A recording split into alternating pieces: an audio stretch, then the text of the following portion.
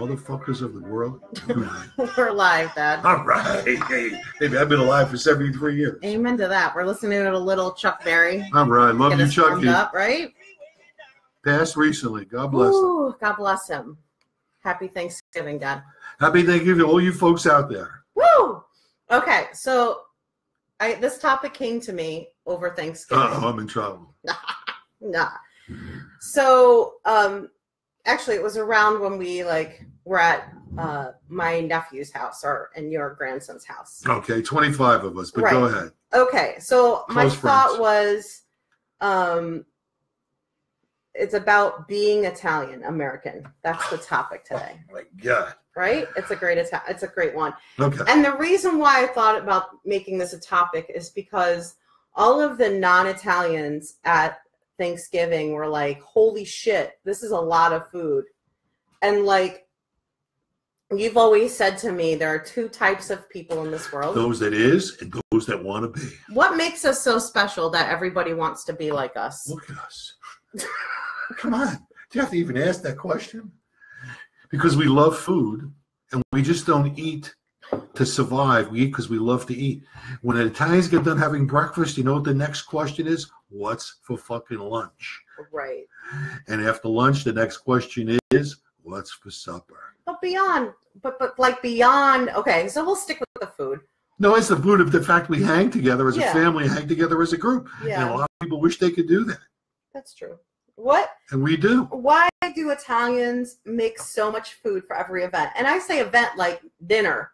Why do we have so much food at every event? Why do we have so? I don't think it's that much food. I think that's like normal food. In my house, that was normal. So growing up, right, at events, you always had food like that. Yeah, sure. It was a one time because during the rest of the year, maybe you didn't have a lot of money for stuff. But you saved up for the holiday. And the holiday was feast time. It was a feast. You had to make physical dent. So this is the Listen to Lou show. You had to show them that you could put out a spread. Okay, so this was a feast time. At feast, you feast. Okay. Got it. So you eat more than you would normally eat. You put out more stuff than you normally would. But we always ate a lot of food, so I don't know. Yeah. There were no skinny people in my house. Amen to that. Skinny was meant you were ill. And my grandmother would feed you extra if you were thin. She would always say, those poor Americans, they're so skinny, they don't eat enough. Why are we inherently loud? As a group of people, why do you think we're I don't think we're loud. I just think we're out there. Because we're having fun. The Costellos are all loud. Patty, this is the Listen to Lou show. Zip it. Why do you think we're inherently loud, Dad? I don't think we're inherently loud. No. I just think we're out there having a great time. We want everybody to know it. And we're having fun. Yeah. Okay. We like to have fun. We don't worry about hiding behind, skinny people are quiet, okay? True. All right. So let's skinny bring it people, back to flat-chested people are always okay, quiet. Dad. Okay. Let's talk about Italian Americans. Let's bring it back to timer. Okay. Go ahead. When did your family come over? My grandfather came from Naples area around 1910, 1915. Okay. That's on my father's side. On my grandmother's side, she came here when she was a 16-year-old girl from Sicily around the same time, 1910, 1915. 16, got off the boat, didn't speak a word of English, had a few relatives here. Her husband, my grandfather, he came here as an infant in his parents' arms. How did they end up in New York? Because the boat stopped in New York. Now my grandfather on my father's side, he went there. Their boat stopped in Boston first, and that's where he got off because he had a job there waiting for him in the talc mines in Boston, in Vermont. I was going to ask. So your family came over, your grandparents, right? And what did they do when they came over? Because obviously they don't speak a lick of English. Right. My grandfather worked for a while in the talc mines. That's on my dad's side, Grandpa Valenti. And the Grandma Costello was a seamstress working in a sweatshop sewing clothes, and my grandfather was a barber. Okay, very cool. What? In Manhattan, they lived in Lower Manhattan. Okay, what was it like the first time you went to the motherland? Well, the first time it was like being home. You know, everybody talked like this. Everybody was loud, and the food was fantastic. Yeah. And the women were exceptionally good looking. The guys were handsome, just like us. I mean, Did you feel I felt we were home. I was home. you were home? Yeah. Did you Still feel that way every time I go. Yeah. Did you? I was going to say, did you feel more American or more Italian after you Ooh, good. left there? Both. Well, that's a good question. Okay. More Italian American. When we left, did it come back? Is that what you're saying? When you go to the motherland, Right, right, and you're surrounded by God's grace, and you're like, you're home. Right. At that moment, do you feel I feel Italian, attached. or do you feel okay? I These feel people are American. Okay, no. I feel an affinity to those people in Italy, and I Right. still do. Yes. But I'm so happy. My grandmother, I say this all the time. I'm so happy my grandparents came to this country, Okay. and that I became an American. But I'm also proud of my heritage. Yeah. But I'm more proud to be an American because I am not an Italian American. I'm an American of Italian descent. Nice. Okay. That's a good way to Especially put these it. communist Italians, man. You know, they're all to the left.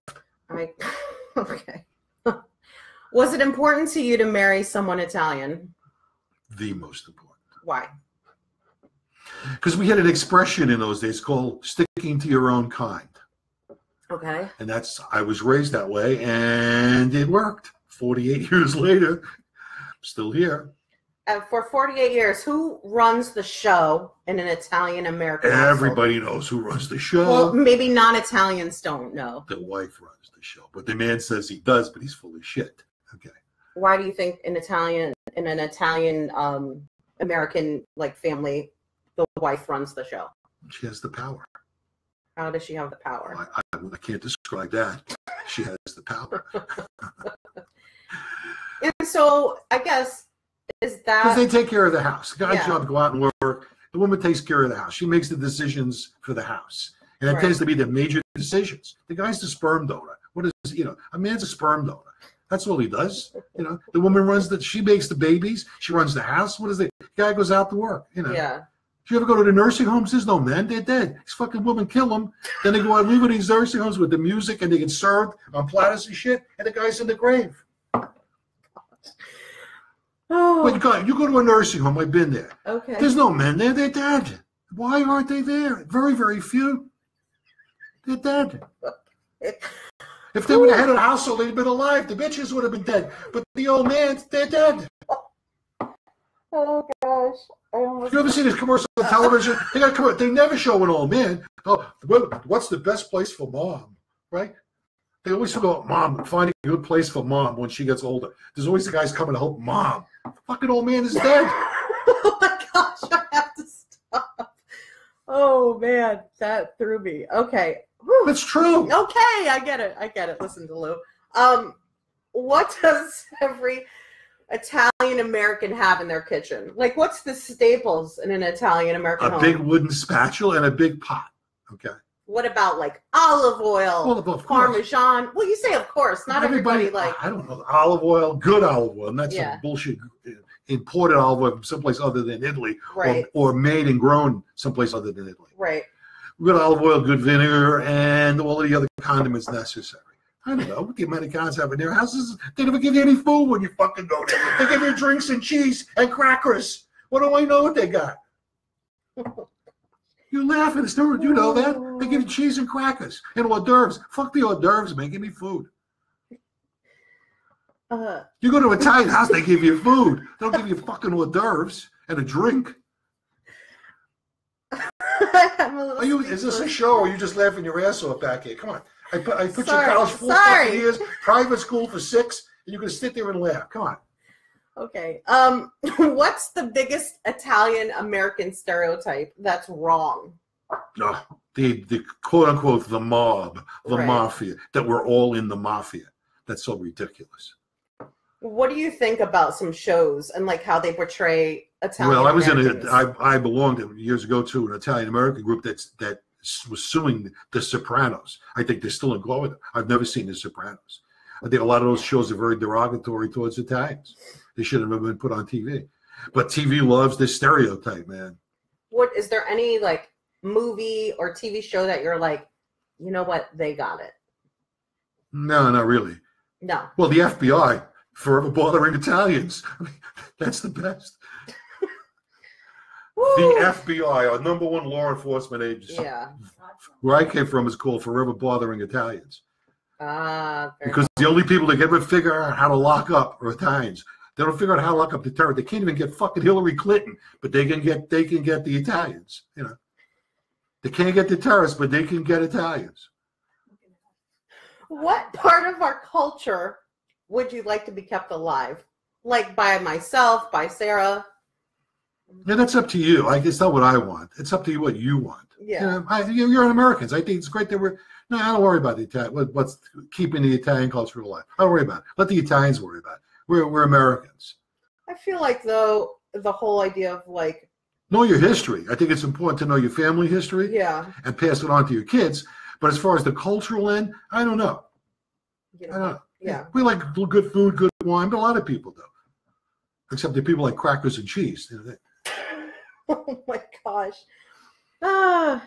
We moved to. It's true, you're laughing. I know, Dad. I know.